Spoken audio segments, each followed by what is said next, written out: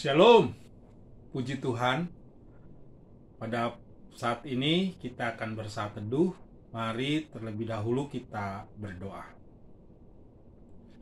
Allah Bapa kami di dalam sorga, Yesus Kristus, Roh Kudus, Ketiga yang Esa, kami datang dan kami bersyukur kalau Tuhan masih menolong kami, mendampingi kami, menuntun kami melewati semua peristiwa dalam kehidupan ini. Kalau kami ada sampai hari ini pun bukan karena kuat dan gagah kami. Kembali kami mau merenungkan sabdamu yang kudus. Biar Roh Kudus Tuhan menopang kami untuk lebih setia, untuk lebih melakukan kebenaran firman Tuhan dalam kehidupan kami hari lepas hari. Pimpin kami semua, pimpin hamba-Mu, tutup bungkus kami dengan kuasa darah Tuhan. Dalam nama Yesus, firman yang hidup, kami berdoa. Haleluya. Amin. Saat ini firman Tuhan terambil daripada Kisah Rasul pasal yang ke-9, ayat yang pertama sampai dengan ayat yang ke-20. Saya hanya membaca ayat yang pertama sampai dengan ayat yang ke-5. Demikian bunyi firman Tuhan. Saulus bertobat. Sementara itu berkobar-kobar hati Saulus untuk mengancam dan membunuh murid-murid Tuhan yang menghadap imam besar, dan meminta surat kuasa daripadanya untuk dibawa kepada majelis-majelis Yahudi di Damsyik, supaya jika ia menemukan laki-laki atau perempuan yang mengikuti jalan Tuhan, ia menangkap mereka dan membawa mereka ke Yerusalem. Dalam perjalanannya ke Damsyik, ketika dia sudah dekat kota itu, tiba-tiba cahaya memancar dari langit mengelilingi dia. Ia rebah ke tanah dan kedengaranlah olehnya suatu suara yang berkata kepadanya, "Saulus, Saulus, mengapa engkau menganiaya aku?" Jawab Saulus, "Siapakah engkau, Tuhan?" Katanya, "Akulah Yesus yang kau aniaya itu." Sampai semikian pembacaan firman Tuhan. Berbahagialah kita semua yang sudah membaca, merenungkan. Lebih bahagia lagi ketika kita melakukan kebenaran firman Tuhan hari lepas hari. Terpujilah Kristus. Jemaat yang diberkati oleh Tuhan, opa oma, anak-anakku, remaja pemuda yang Tuhan Yesus kasihi. Pada hari ini kalau kita belajar bersama-sama bahwa pertobatan adalah peristiwa yang paling utama dalam kehidupan orang percaya. Pertobatan atau kembali kepada jalan Tuhan, itu yang Tuhan mau. Ada orang yang hafal karena waktu ia bertobat, ia di dalam ibadah KKR. Jadi orang itu mengenangnya. Kapan waktunya, tanggal berapa, jam berapa. Tetapi ada juga orang yang tidak menghafal karena ia merasa dalam ibadah-ibadah biasa, ia mengalami pertobatan yang daripada Tuhan. Menurut saya, yang penting dari pertobatan itu bukan apanya, tapi ada satu perubahan di dalam kehidupan orang yang mengikut Tuhan Yesus.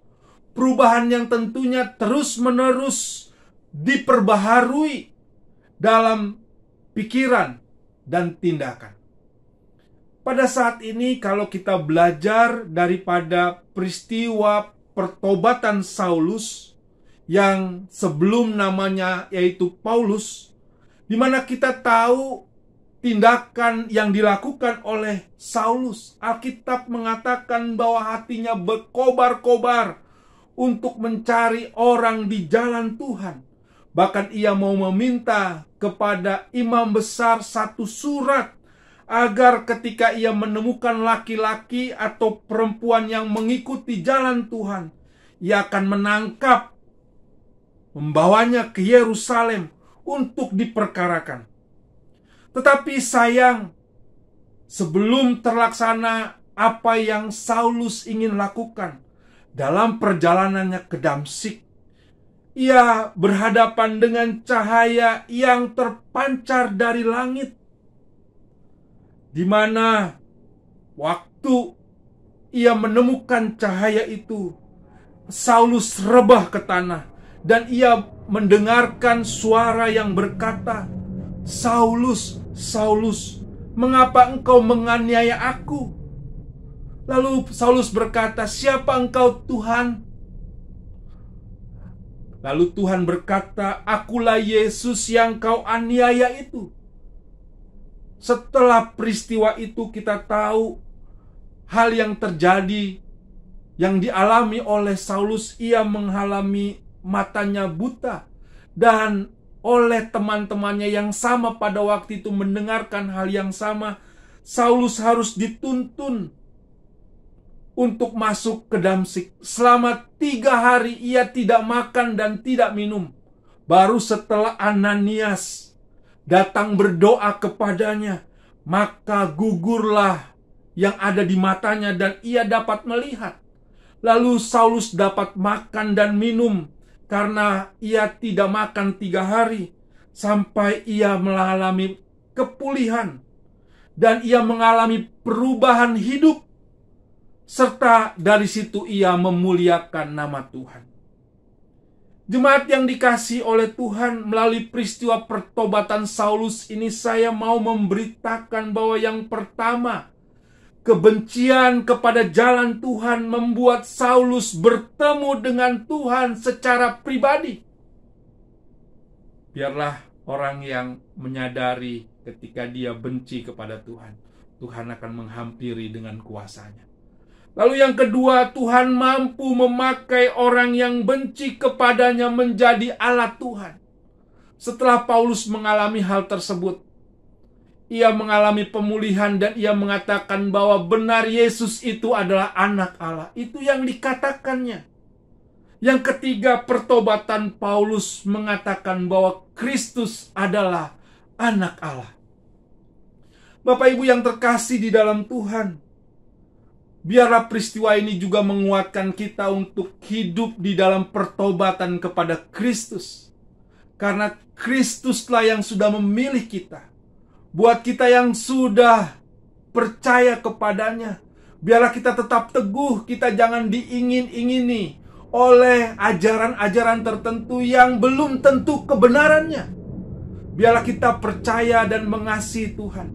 Kalau kita tetap teguh, tetap setia, tetap melakukan yang baik, saya yakin Tuhan memberkati kehidupan Bapak Ibu sekalian. Oleh sebab itu, tetaplah hidup dalam pertobatan dan mengasihi Tuhan, sehingga berkat-berkat Tuhan berlimpah untuk kita semua. Amin. Kita berdoa. Terima kasih Tuhan untuk kasih setiamu dalam kehidupan kami. Biarlah Tuhan menolong kami satu hari lagi agar kami hidup benar di mata Tuhan. Ada perubahan demi perubahan yang kami lakukan karena Tuhan begitu mengasihi kami. Hanya di dalam nama Tuhan Yesus kami serahkan doa ini. Haleluya. Amin. Tetap semangat. Tuhan Yesus memberkati.